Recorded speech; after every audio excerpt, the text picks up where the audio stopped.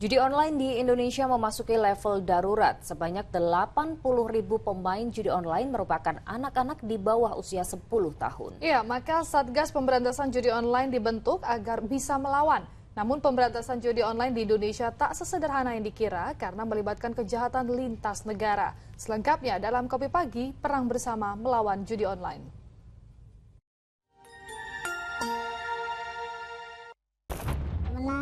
Terus dia kalah, pasti kan dia nafsu tuh, bakal depo lagi. Member itu paling ketipu dengan RTP sih. Bisa dipastikan bahwa itu adalah tipuan. Efek domino judi online terus-menerus terungkap ke permukaan. Bahkan judi online di Indonesia sudah masuk dalam kategori darurat karena selama 5 tahun terakhir omset judi online mencapai 600 triliun rupiah. Kemudian fakta yang lebih mirisnya lagi, sebanyak 80.000 pemain judi online adalah anak di bawah usia 10 tahun. Setelah menuai sorotan, pemerintah pun akhirnya bergerak membentuk Satgas Pemberantasan Judi Online. Lantas seperti apa strategi yang akan dilakukan oleh pemerintah? Dan akankah pemerintah bisa memberantas seluruh judi online? Mengingat ini sudah menjadi penyakit sosial yang mewabah di tengah masyarakat Indonesia. Lalu bagaimana komentar masyarakat terkait fenomena judi online yang kian meresahkan? Selengkapnya dalam Kopi Pagi, komentar pilihan Liputan 6 Pagi bersama saya, Auriga Gustina, dan juru kamera Ahmad Susanto.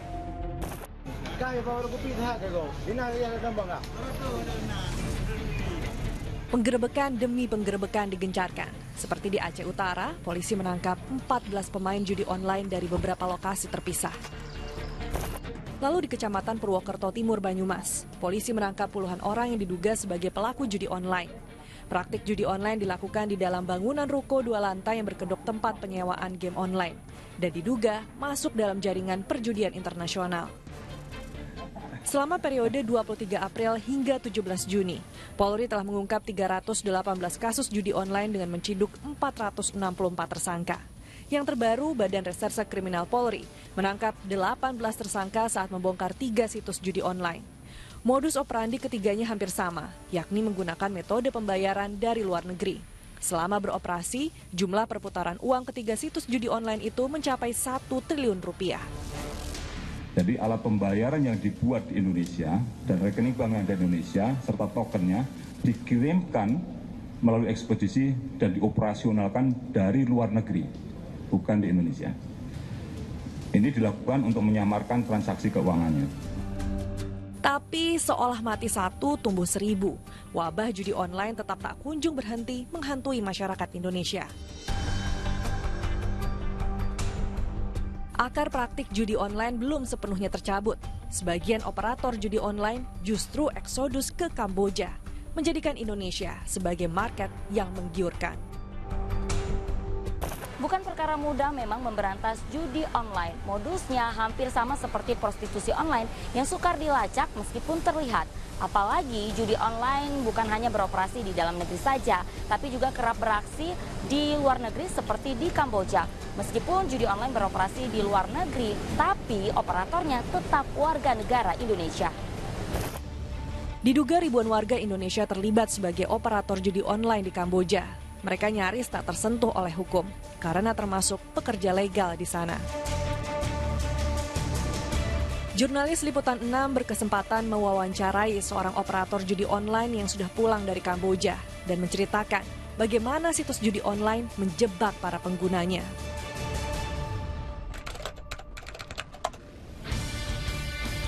Paling kayak member itu paling ketipu dengan RTP sih. RTP itu apa? RTP itu kayak gamenya kemenangannya lebih tinggi, dan misalnya di gamenya udah RTP nih, kadang-kadang kita udah dari telemarketingnya udah ngasih ini link RTP-nya. Ya misalnya di PGShop link tertingginya di Mahjongnya ya kan ada 90%, 58%. Jadi kalau kita main game itu kemenangannya lebih besar. Padahal mah sama-sama aja. Itu buatan marketing. Oh, itu bohong? Bohong. Banyak ketipu situ sih. Banyak kan orang kan bener nih main nih di situ udah menang kan, terus dia kalah. Pasti kan dia nafsu tuh, bakal depo lagi. Untuk kemenangan sih, untuk bagi staf-staf kita semua sih nggak ada yang tahu, Bang. Kalau misalnya kita tahu kemenangan ada di situ, pasti kita bakal main juga.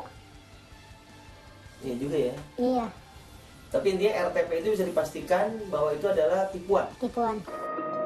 Indonesia darurat judi online. Menko Polhukam Hadi Cahyanto mengungkapkan, sebanyak 2,37 juta warga Indonesia terindikasi main judi online dan 80% diantaranya kalangan menengah ke bawah.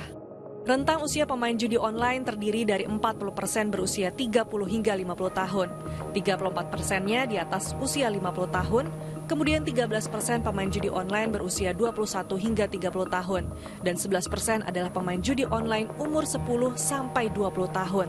Tapi yang mengejutkan, 80.000 pemain atau 2%-nya adalah anak-anak di bawah usia 10 tahun. Angka perputaran uangnya juga begitu fantastis. Sejak Januari hingga Maret 2024, transaksi judi online di Indonesia mencapai 100 triliun rupiah. Sementara dalam 5 tahun terakhir, PPATK mendeteksi total transaksi judi online sudah lebih dari 600 triliun rupiah. Selain itu tercatat dana 5 triliun rupiah dari aktivitas judi online mengalir ke lebih dari 15 negara. Aliran uang judi tadi ada yang mengalir ke dalam negeri, ada juga yang mengalir ke luar negeri. Nah, di kita itu ada yang ke Singapura, ke Filipina, ke Cina, Kambodia, Hong Kong, Jerman, Jepang, Malaysia, dan banyak lagi. Jumlah perputaran uang yang fantastis membuktikan Indonesia sudah lama darurat judi online. Ironisnya, anggota polisi yang menjadi bagian dari instansi pemerintah ikut terperangkap dalam judi online. Bahkan menyebabkan kematian karena dibakar istrinya seorang polwan yang kesal uang belanja dipakai judi online. Entah ini menjadi sentilan atau peringatan, tapi akhirnya pemerintah bergerak lagi untuk menunjukkan keseriusan. Presiden Jokowi membentuk Satgas Pemberantasan Judi Online yang diketuai oleh Menko Polhukam Hadi Cahyanto. Dalam Kepres nomor 21 tahun 2024, Satgas Judi Online bertugas melakukan pencegahan, penindakan, hingga rehabilitasi. Di minggu pertamanya efektif bekerja, Satgas Judi Online melakukan 3 operasi hukum. Ada 4.000 sampai dengan 5.000 rekening yang mencurigakan dan sudah diblok. Tindak lanjutnya adalah PPATK segera melaporkan ke penyidik Bareskrim Polri. Kita akan melakukan penindakan jual beli rekening. Yang tugas yang ketiga adalah terkait dengan game online. Modusnya adalah membeli pulsa atau top up, di mana di minimarket. Di balik segala upaya yang dikerahkan, pemerintah menghadapi tantangan berat dalam memberantas judi online. Salah satunya, dugaan pelaku judi online dibekingi oleh oknum TNI Polri. Namun Kepala Divisi Profesi dan Pengamanan Polri, Inspektur Jenderal Syahardiantono menegaskan, tidak akan mentolerir segala bentuk keterlibatan anggota Polri terhadap praktik perjudian.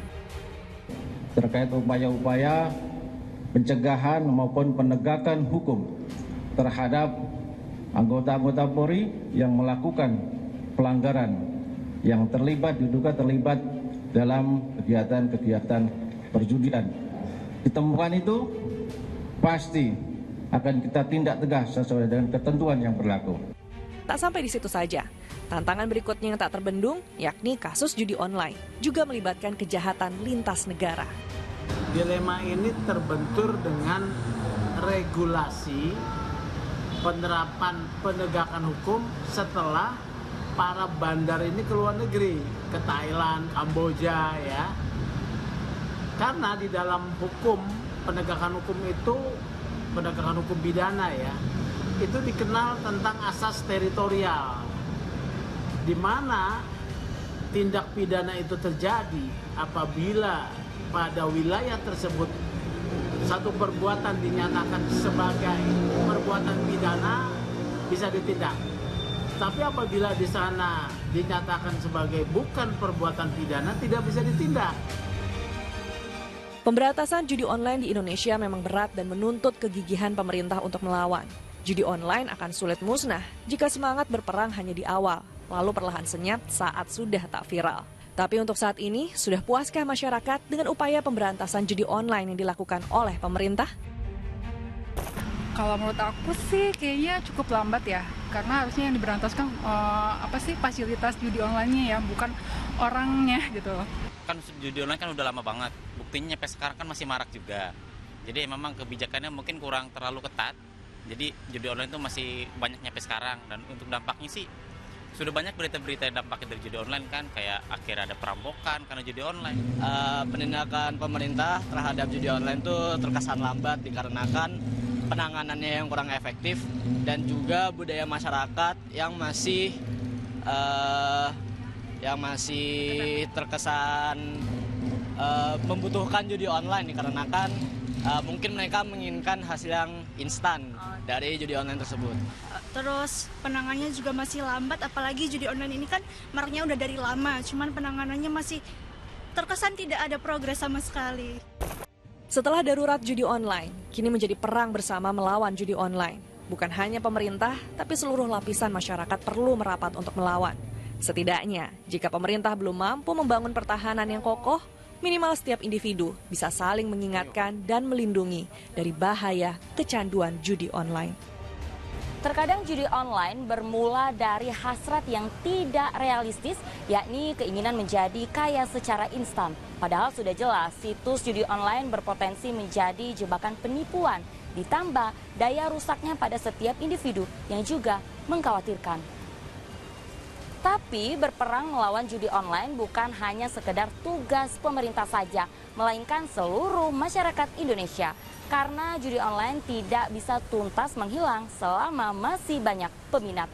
Demikian Kopi Pagi bersama saya, Aurga Agustina, dan juru kamera Ahmad Susanto. Salam SCTV.